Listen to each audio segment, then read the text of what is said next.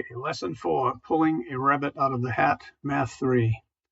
Our first section is going to be on rules of exponents.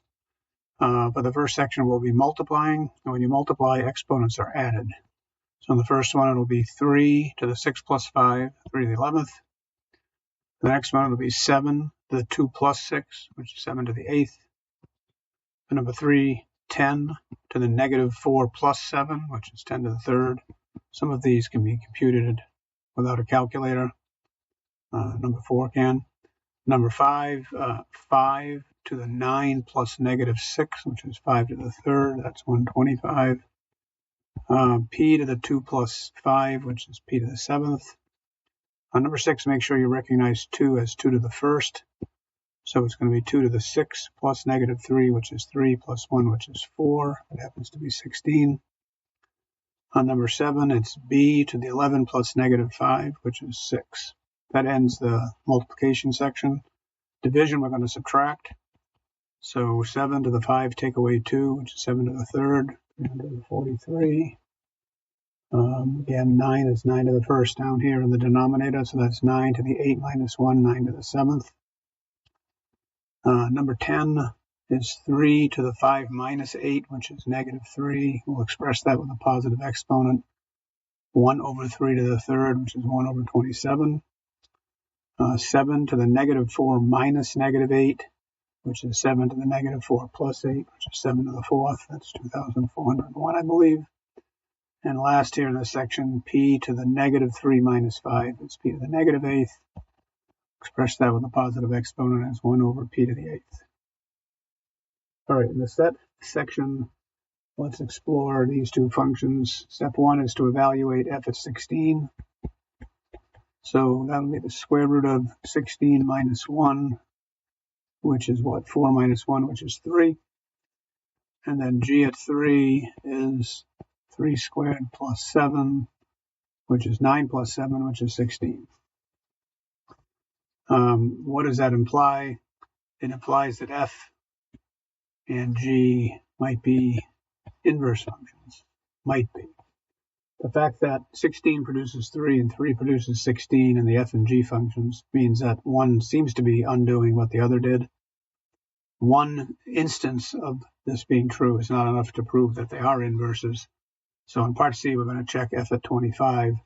And f at 25 is going to be what? The square root of 25 minus 1, which is 4. And if they're inverses, then g at 4 should be 25. If we evaluate g at 4, though, we're going to get in trouble here because 4 squared plus 7 is 15.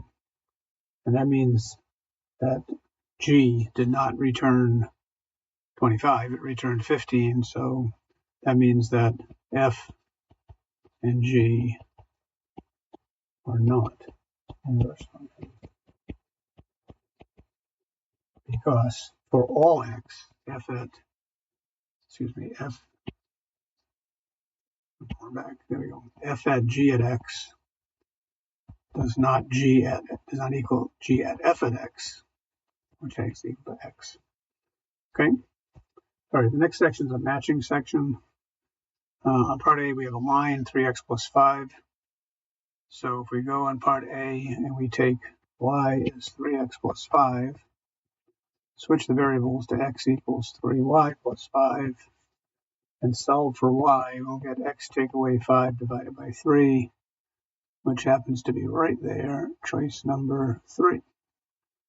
So that's A. Let's do B now. Y equals x to the 5th.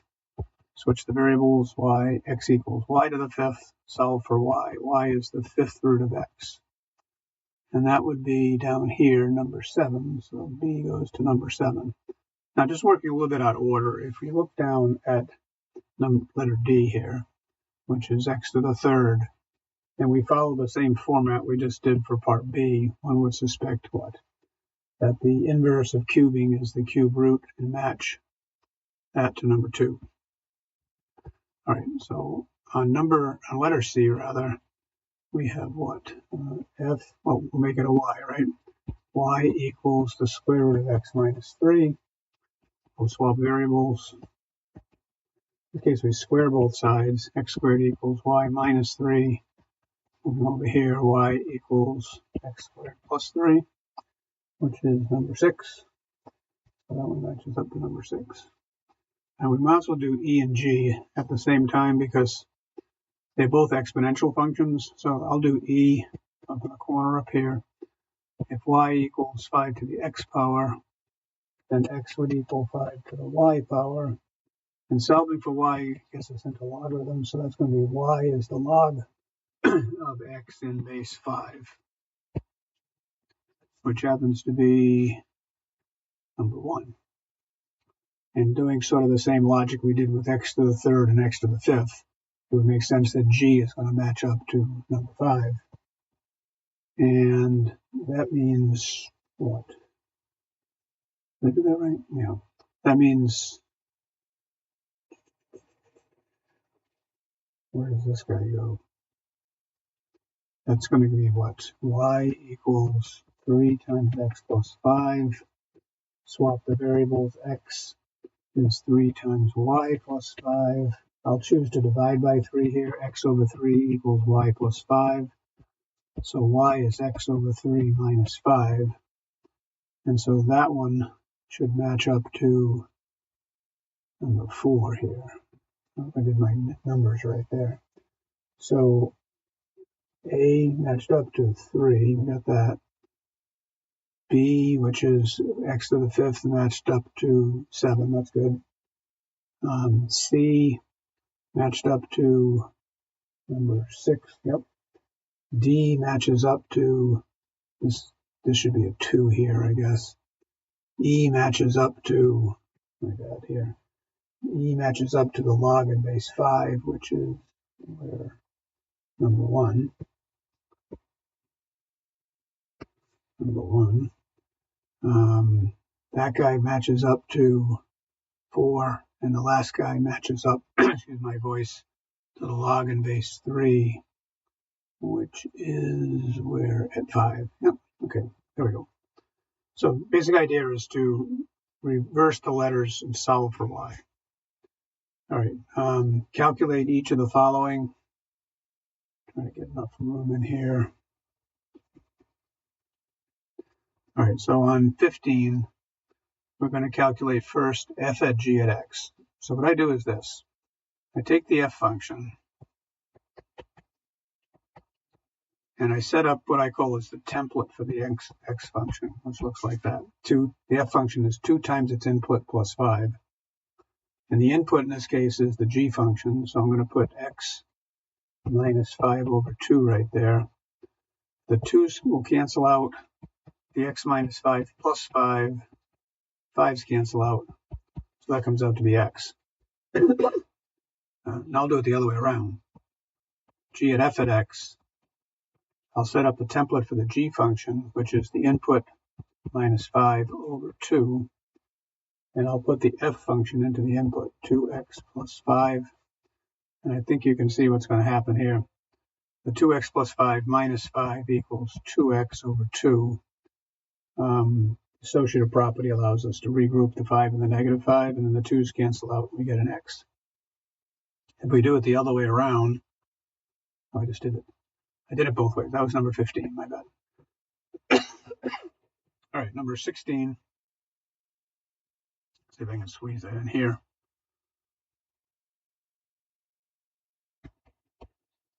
We're going to do f at g at x first. So f at g at x, set up the input. It's input plus 2 cubed, and putting the g function in here, the cube root of x plus 2.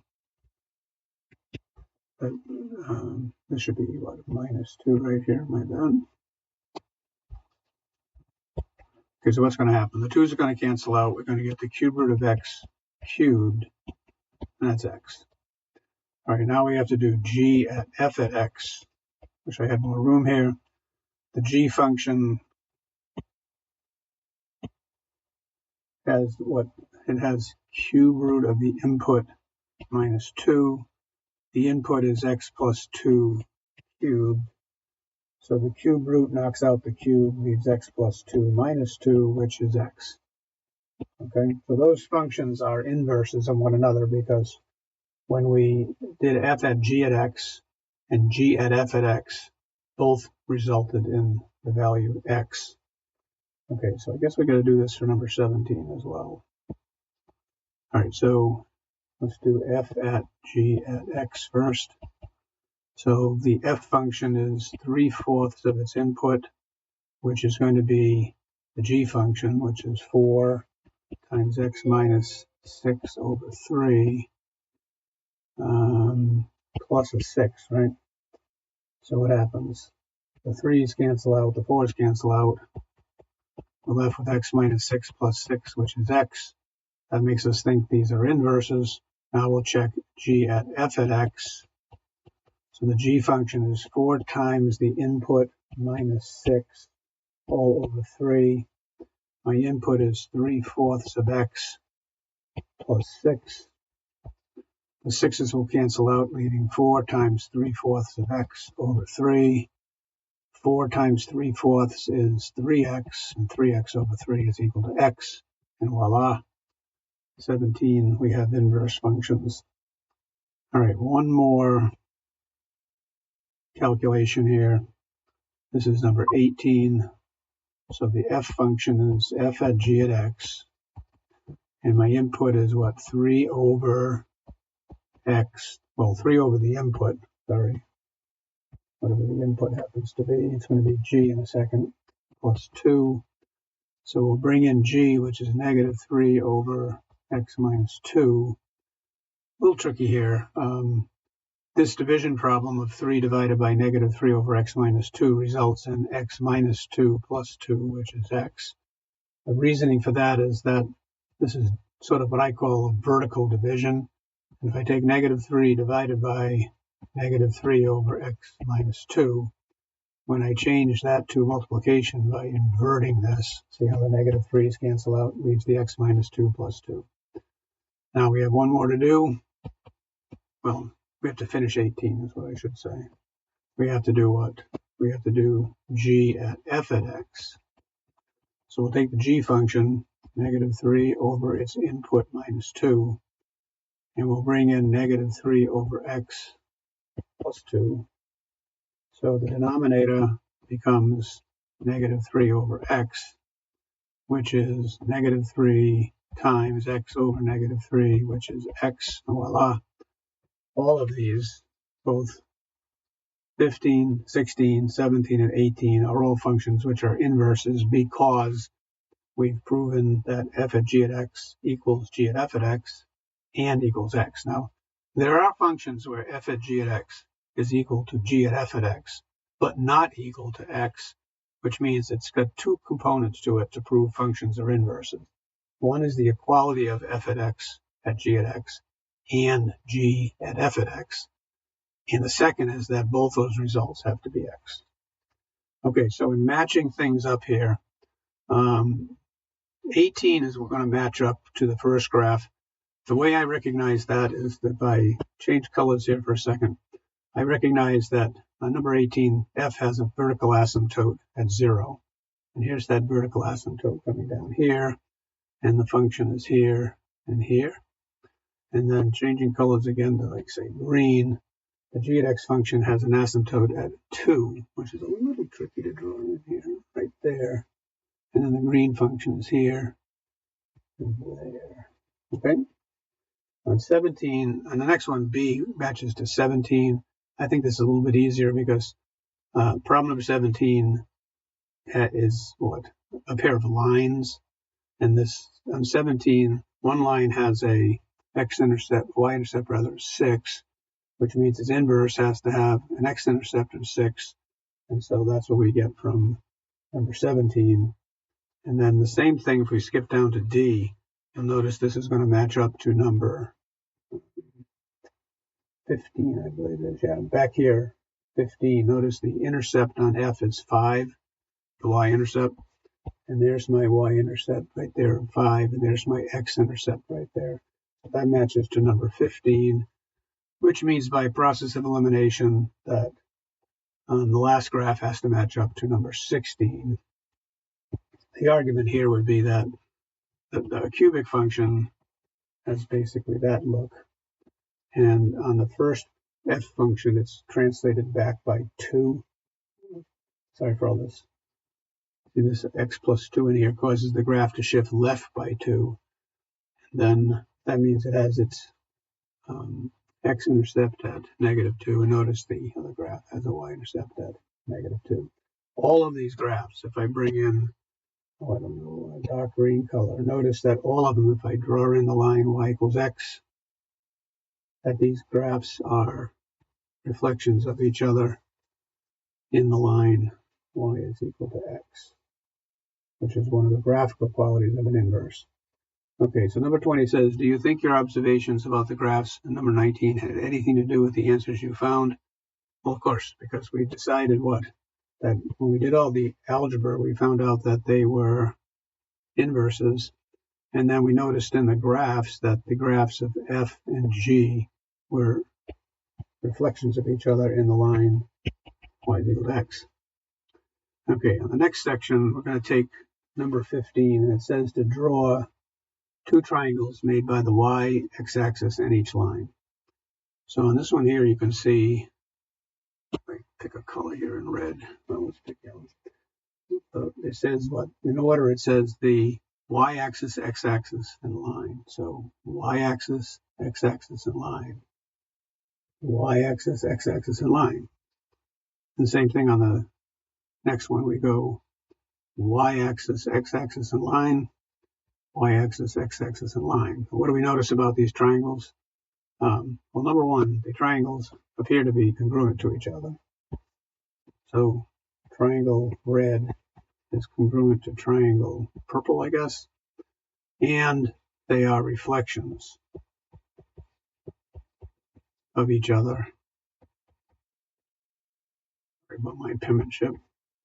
In y is equal to x. So whenever you have a line through here like this, if the graph is coming this way, and that's f, then this point will move over to here, and we reflect it over, and we'll get something like that. So that if you fold it on this line, y equals x, you will get the image. So if this is f, this would be sort of g down in here. And I think that does it. There you go.